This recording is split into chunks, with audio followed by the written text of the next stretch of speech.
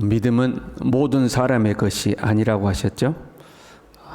그러니까 우리가 이 신앙을 갖게 된 것이 하나님의 큰 은혜입니다. 그러나 한 번 신앙을 가졌다고 해서 그것이 계속해서 유지되는 것은 아닙니다. 성령을 불에 비유하잖아요. 성령의 불을 소멸하지 말라. 불은 끊임없이 공급을 해줘야 살아있는 거죠. 불은 꺼질 수도 있는 겁니다. 믿음의 가치를 비유할 때는 금에 비유를 하죠. 그만큼 믿음이 귀하다 하는 거예요. 그러나 그 믿음은 빼앗길 수도 있는 거죠. 도둑이 오는 것은 도둑질하고 죽이고 빼앗기 위함이라고 그랬잖아요. 믿음이 소멸되어 사라지거나 아니면 빼앗길 수도 있는 겁니다. 1절에요. 후일에 어떤 사람들이 믿음에서 떠난다는 거예요. 3장 16절에 크도다 경건의 비밀이여 그렇지 않다는 이 없도다 그랬잖아요. 우리가 예수님을 믿게 되는 것은 크고 놀라운 비밀인 거죠.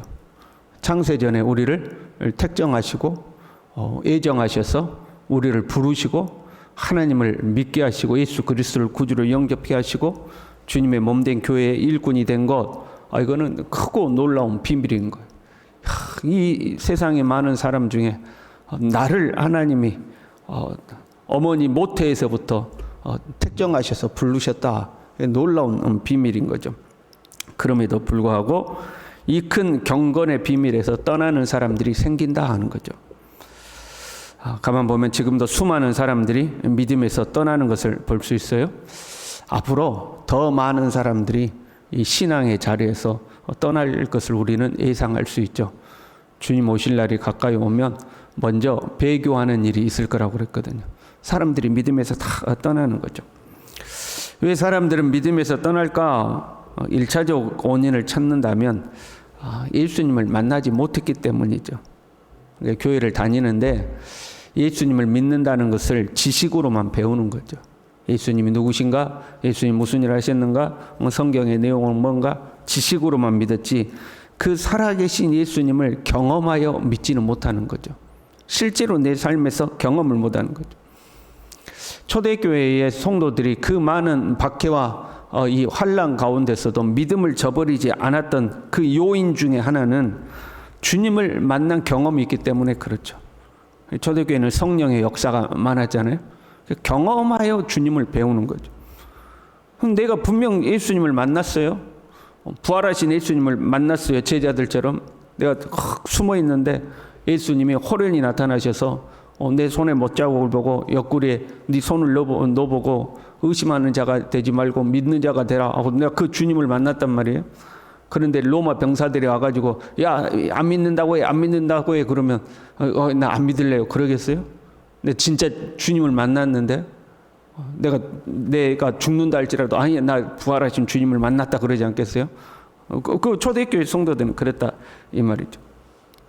주님이 함께 하심을 믿고 우리는 주님과 동행하는 삶을 살려고 해야 돼요. 그래서 실제로 주님이 내 안에 나와 함께 계심이 실제로 경험이 돼야 되는 거죠.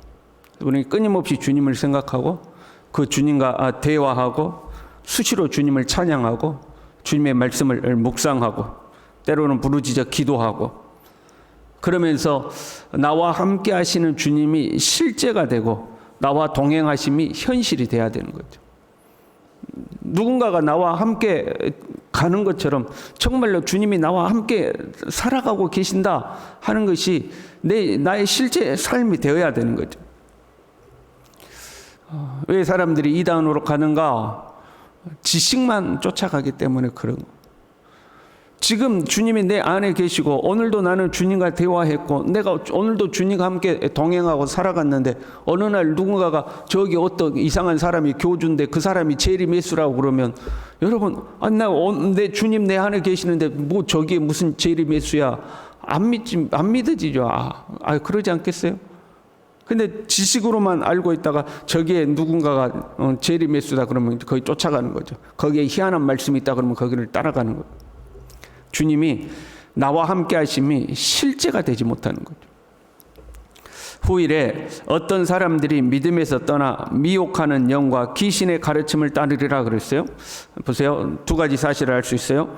믿음에서 떠나 미혹하는 영과 귀신의 가르침을 따르리라 그랬죠. 그러니까 믿음은 영적인 문제라는 거죠. 미혹하는 영과 귀신의 역사가 있는 거죠. 또한 그 귀신은 지식으로 사람들을 유혹한다는 거죠. 가르침을 따르리라 그랬잖아요.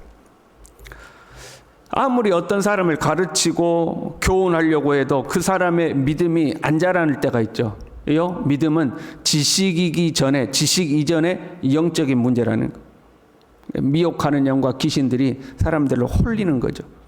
그래서 못 믿게 하기도 하고 그 믿음에서 떠나게 하기도 하는 거예요. 이 영적인 싸움에서 승리하기 위해서는 기도가 필요해요. 기도는 우리가 하는 행위 중에 가장 영적인 행위가 기도입니다. 그래서 성령, 에베소서 6장에 보면 성령의 정심 갑주를 입으라 하면서 전신 갑주에 대한 경건의 행위들이 로마 병사의 이 갑주의 비유에서 쭉 나오는데, 다 비유하고 나서 마지막에 뭘 해요? 마지막에 기도를 이야기하죠. 모든 기도와 간구를 하되 항상 성령 안에서 기도하고. 기도는 갑주에 비유하지 않고 직접적으로 말씀하는 거예요. 기도가 필요하다는 거죠. 오늘날을 살아가는 우리의 문제 중에 하나는 기도를 많이 하지 않는다는 거죠. 성경은 읽어도 기도는 안 하는 거예요. 성경 공부하고 배우기는 해도 그만큼의 시간을 내서 기도하지는 않는 거죠. 말씀은 중요해요. 말씀은 우리의 신앙의 기초예요. 그러나 그 말씀에는 기도가 동행돼야 되는 거죠.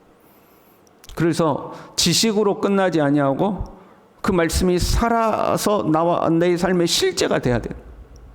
실제 주님이 나와 함께하고 계시고 실제 주님이 나와 동행하고 계시고 내 삶에 내가 어떤 갈림길에 섰을 때 우리는 그 순간 주님을 생각하고 주님께 묻고, 그러면 성령께서 우리의 마음 가운데 말씀을 떠오르게 하셔서 그 성령의 인도대로 선택하고 살아가고, 그게 우리의 실제가 돼야 되는 거죠. 말씀과 기도로 주님의 현존하심이 경험돼야 되는 거예요. 이제래요. 자기 양심이 화인을 맞아서 그랬어요. 귀신의 가르침을 따라 나가는데 자기 양심이 화인을 맞는다고 그랬죠. 그래서 화인이란 당대의 가축이나 노비들에게 자신들의 주인들이 자신의 소유임을 나타내기 위해서 찍던 불도장을 말하는 거예요. 가끔 우리가 TV 같은 데서 보잖아요. 소나 등 말 같은 데 이렇게 탁 찍잖아요. 그게 이제 화인이죠. 그 말세에 666표를 받는다고 할 때 그 666표도 이 화인을 말하는 거예요. 그러니까 우리가 666표를 받았다, 그것은 무슨 의미예요? 소유가 사단의 소유가 됐다, 그런 의미죠. 딱 찍는 거죠. 우리는 성령의 인을 받는 거죠. 하나님의 소유다 해서 딱 성령의 인을 받는 거죠. 사탄이 우리의 양심에 화인을 찢는 것을 연상시키는 말씀이죠. 그 자기 양심이 화인을 맞아서 미혹하는 영과 귀신의 가르침을 따랐기 때문에 우리 양심에다가 사탄이 탁 그 도장을 찍는다 이 말이에요. 왜 우리 양심이 화인을 맞을까? 여러분, 양심이란 지식과 관련되어 있어요. 내가 그것이 안 되는 줄 알았어요. 그런데 그걸 하려고 하면 우리의 양심이 찔리죠. 그렇잖아요. 양심이란 지식과 연관이 됐어요. 그런데 자꾸 괜찮다, 그거 괜찮아, 나는 안 되는 줄 알았더니 아니야 괜찮아, 괜찮은 거야 그러면 내가 잘못 알고 있었구나, 해도 되는데 내가 잘못 알고 있었구나 하고 그런 지식이 들어오면 그 다음에는 내 양심이 안 걸리는 거죠. 그 지식, 그러니까 양심은 지식과 관련돼 있어요. 이 지식에는 습득하는 지식이 있고 경험하는 지식이 있죠. 그러니까 배우는 거, 이건 이런 거야, 이건 이런 거야, 이제 배우는 지식이 있고, 내가 삶으로 경험하는 거. 처음에는 찔렸어요. 그거 하면 안 되는데 하고 찔렸어요. 근데 한 번에, 두 번에, 세 번에, 별일 없네, 괜찮네. 경험해서 이래도 되는구나 하고 이제 경험하는 지식이 있는 거죠. 미혹하는 영과 귀신이 이 지식으로 접근하는 거예요. 지식으로. 미혹하는 영과 귀신들의 가르침을 따르리라 그러잖아요. 지식으로 접근하는 거예요. 그 잘못된 지식이 우리 안에 들어오면 양심이 딱 화인을 맞아서 마비가 되는 거죠. 뭐 이래도 괜찮네, 아무렇지도 않네, 이제 이렇게 되는 거죠. 오늘날요, 잘못된 지식들이 너무 많이 쏟아져 나와요. 지식이 넘쳐나는 시대가 됐어. 그런데 분별하지 못하고 아무 지식이나 다 수용을 하는 거죠. 그러면 그 지식이 처음에는 별거 아닌 것 같아도 쌓이면 우리의 양심이 그 지식에 의해서 딱 마비가 되는 거예요. 사람들은 자기를 책망하는 말씀, 자기를 찌르는 말씀, 자기에게 약이 되는 쓰디쓴 말씀, 이거는 싫어하죠. 자기 듣기 좋아하는 말씀, 달디다는 말씀, 그렇잖아요. 자꾸 그 말씀을 듣는 거예요. 마치 그 유튜브 알고리즘처럼 그게 강화되어 가지고 한쪽에 치우친 말씀만 자꾸 받아들여요. 그러다 보면 양심이 이상하게 된 거예요. 양심에 화인 맞은 자는요, 양심이 마비되어서 외식함으로 거짓말하는 자가 됩니다. 겉으로는 경건의 비밀이 있는 것처럼 하는데 속으로는 그렇지 않다 이 말이에요. 양심이 화인 맞아가지고 남들 보는 데서는 경건한 척하지만 안 보는 데서는 자기 욕망을 쫓아가요. 그런데 양심이 찔리질 않아. 그런 삶이 신앙인 척하면서 근데 속으로는 아닌 거야. 예를 들면 어떤 교수가 자유주의 신학을 공부하고 동성애도 괜찮고 다운주의도 괜찮고 여러 종교가 통합해가지고 우리 교회에서 중 불러다가 강연하고 나는 절에 가서 또 설교하고 그것도 괜찮고 그런 신앙을 갖게 됐다고 가정해봐요. 예를 들어서 그런 교수가 교수직을 맡아서 한국의 어떤 신학교에 부임해서 왔어요. 그러면 그 신학교에서 그렇게 가르쳐요? 못 가르쳐요? 못 가르치는 거예요. 한국 교회 이 상황에서 만약에 자기가 그렇게 가르치면 교수직이 박탈되는데요. 가르칠 때는 그냥 적당히 가르치는 거죠. 근데 속으로는 그게 아니에요. 그게 이제 외식하는 거죠. 그게 외식하는 거잖아요. 가르치기에는 보수적인 신앙을 가르치는 것처럼 하면서 속으로는 에이 그거 아닌데 그러면서 그게 외식하는 거잖아요. 우리의 신앙 생활이 그럴 수 있다 이 말이죠. 교회에서요 말씀과 교회의 전통을 지켜야 하는 것처럼 사람들 앞에서는 이야기하죠. 말씀이 선포되면 아멘 아멘은 해요. 그런데 속으로는 아니라는 거예요. 예배도 중요하지 않고 속으로는요. 그래서 봉사하는 거, 헌금하는 거, 주님 앞에 직분맡아 하는 거 해도 그만, 안 해도 그만이야 자기 속으로는. 그런데 사람들 앞에서는 할렐루야 아멘 한다 이 말이죠. 속으로는 그렇지 않는데 그게 외식함으로 거짓말하는 자들. 그렇게 하는데 자기 양심이 찔리지가 않는 거예요. 당대 사람들의 이 예식과 거짓은 어떻게 나타났어요? 혼인을 금하고 어떤 음식물을 먹지 말라고 했어요. 일종의 금욕주의죠.